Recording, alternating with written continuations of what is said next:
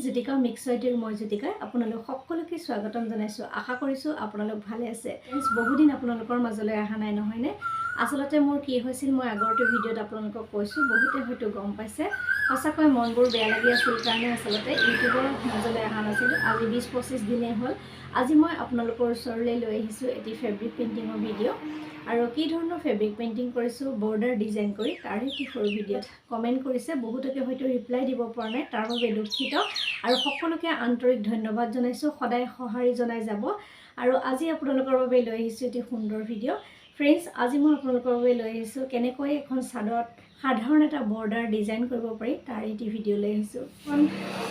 mix পাটৰে হয় মেখেলা এখন আছে এই মেখেলাখনত এয়া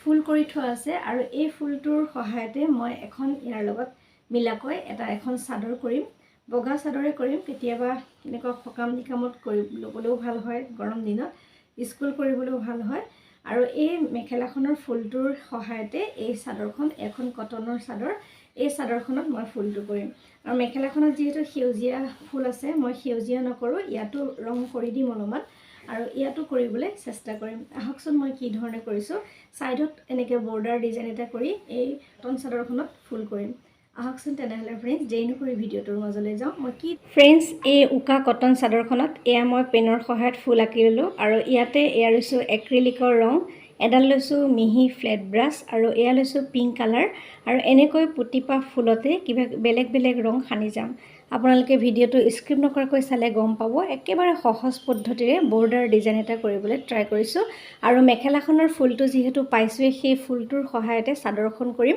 আৰু এটা সেট হৈ পৰিব আপোনালোকে ভিডিঅ'টো স্কিপ নকৰাকৈ চাব বুলি আশা কৰিছো তেনেহলে ফ্ৰেন্ডস ভিডিঅ'টো চাই থাকক